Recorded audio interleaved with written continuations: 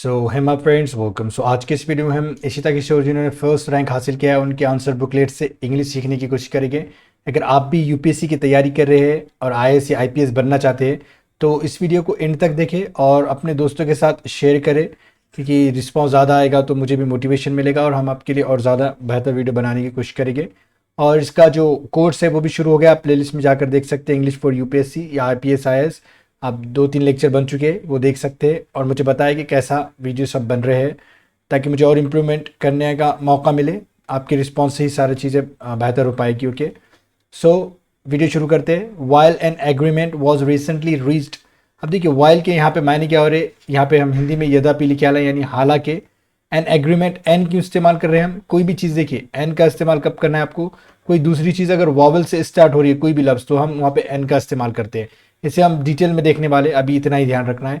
Was, okay, वो अब was का क्यों इस्तेमाल हुआ है? क्योंकि ये एन एग्रीमेंट यानी एक चीज़ है, इसलिए हम वॉज का इस्तेमाल करते हैं। अगर एग्रीमेंट्स होता है यहाँ पे तो हम क्या इस्तेमाल करते हैं? वर्ड का इस्तेमाल करते हैं। ओके, ये वाली चीज़ें।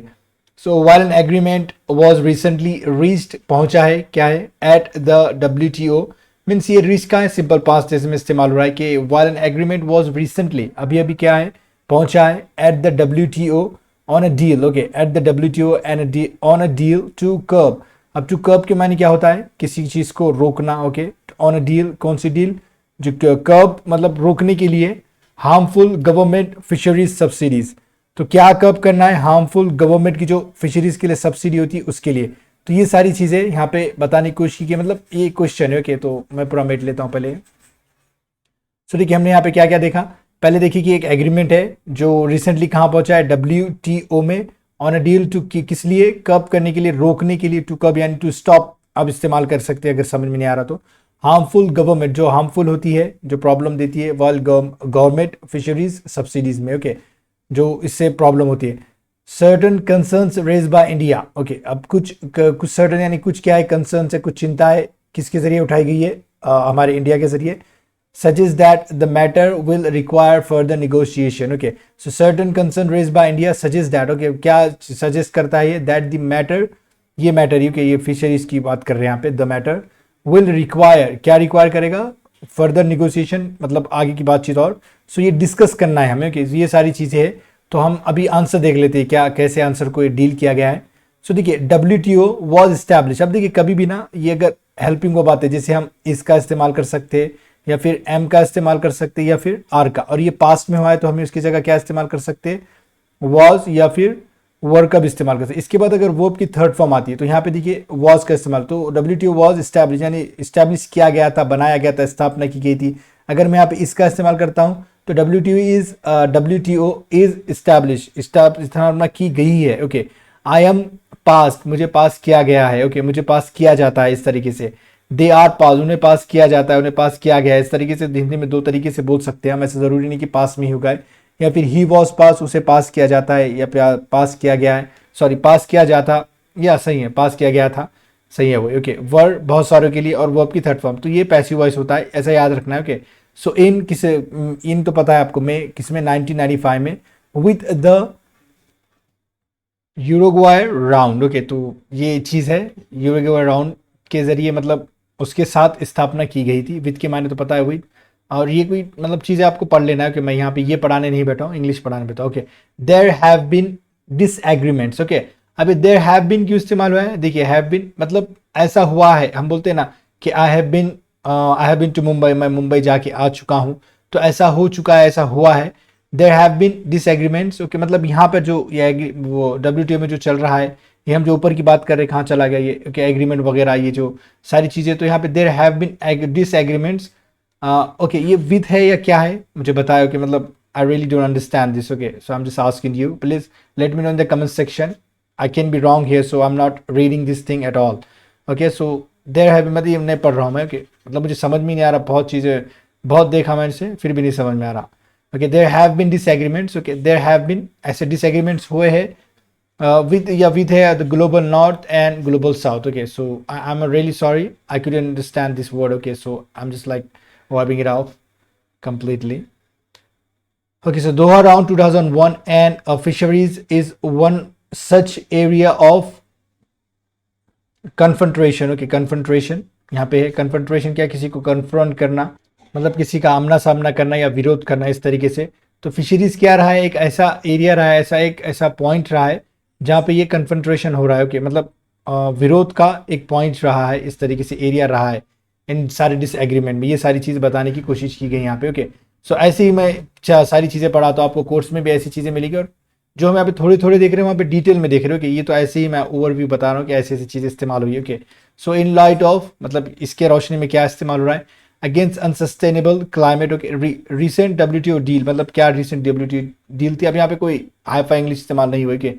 और आप गौर करें कि इसमें सारी चीज़ें ना जो टेंसेस है उसी के एतराफ घूम रही है, उसी के अराउंड घूम रही है, और कुछ कुछ चीज़ें जो स्पेशल है वो सारी चीज़ें इस्तेमाल नहीं हुई। थोड़ी जो वोकेबलरी होती है वो सब्जेक्ट के रिलेटेड ही इस्तेमाल हुई है, right. Against unsustainable climate practices. Okay, जैसे यहाँ पे क्या लिखा गया है, सो बॉटम ट्रॉलिंग इन पार्क बे। ओके, तो ये सारी चीज़ें अनसस्टेनेबल क्लाइमेट प्रैक्टिसेस यहाँ पर हो रही है। ये दिया है high levels of pollutants found in marine products, जो मरीन प्रोडक्ट्स होते हैं उसमें भी काफ़ी सारे पॉल्यूटेंट्स पाए गए हैं। यहाँ पे उतनी हाईफाई इंग्लिश नहीं हुई इस्तेमाल। Okay okay, so mercury level I think. Okay, Minamata convention highlights this, जो लेवल है वो भी ये जो हाईलाइट्स करता है ये वाला convention. Okay, impact on biodiversity in marine like IPBES, ये सारी चीज़ें, ये शोज़। ओके, हमने शोज़ का इस्तेमाल क्यों कर रहा है, क्यों इस्तेमाल हो रहा है यहाँ पे, कि ये बता रही है एक चीज़ है, इसलिए हम शोज़ का, नहीं तो शो का इस्तेमाल करते थे हम। ओके, देश शो यानी वो बहुत सारे, तो शो का मीन्स ये मैं बार बार आपको बताता हूँ क्योंकि स्टूडेंट्स यहीं पे गलती करते हैं। सो 1 million species under threat of extinction. Okay, मतलब ऐसे 1 मिलियन स्पीशीज है जो अभी खतरे में है। ओके, एक्सटिंक्शन यानी ख़त्म होने के, उनका खात्मा होने के, इस तरीके से आप बोल सकते हैं। ओके, सो कार्बन फुटप्रिंट क्या है, the emission of polluting okay ships, boats, religious carbon green house gases. Okay, GHG यानी green house gases, like example sulphur है, सल्फर। तो ये देखिए यहाँ पे ना, अब वो जो चीज़ें होती है हम जैसे बोलते हैं ये हो रहा है वो हो रहा है, ऐसे ही इस्तेमाल हुआ है। तो मैं आपको खाली पढ़ के दिखा देता हूँ, वैसे कोई हाई इंग्लिश इस्तेमाल नहीं हुआ। कि so government subsidies distort not just the international market but create policy bias for unsustainable practices। मतलब क्या है कि जो गवर्नमेंट पॉलिसीज है वो डिस्टॉर्ट करती है, मतलब बिगाड़ती है, नॉट जस्ट इंटरनेशनल मार्केट, ना सिर्फ इंटरनेशनल मार्केट को, लेकिन क्या करती है, पॉलिसी बायस भी क्रिएट करती है फॉर अनसस्टेनेबल प्रैक्टिसेस। ओके, अब आपको डीप नॉलेज होगा इसका तो आप सारी चीज़ें समझ पाओगे। ओके, इंडिया के मत्स्य संपदा योजना एग्जाम्पल दिया गया है कि ये जो गवर्नमेंट की तरफ से सब्सिडी है किस तरीके से प्रॉब्लम दे रही है। वन हेल्थ अप्रोच ऑफ, ये क्या है, विथ है या क्या है, I all the time confuse. Okay, says that health of animals humans of and ecosystem are, and ये क्या है, मुझे कमेंट में बताए, I really don't understand this two words. Okay, and poor fishery practices threaten this.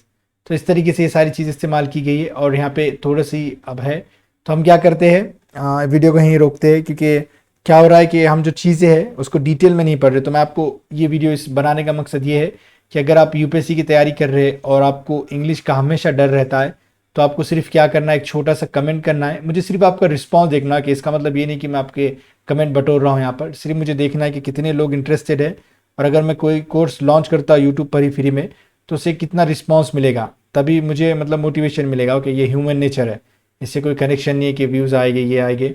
वैसे कुछ मिल रहा है आपको भी, तो आपको भी कुछ मतलब बताना होगा मुझे कि हाँ हम इंटरेस्टेड है वगैरह, शेयर करें अपने दोस्तों के साथ। ओके, ताकि उन्हें भी मौका मिले इंग्लिश सीखने का फ्री में यूट्यूब पर। और वैसे हम तो यहाँ ऑफलाइन क्लासेस लेते हैं, तो कोई सवाल नहीं आपका यहाँ आने का। ओके, सो ये यहाँ तक वीडियो था। वीडियो देखने के लिए आपका बहुत बहुत शुक्रिया।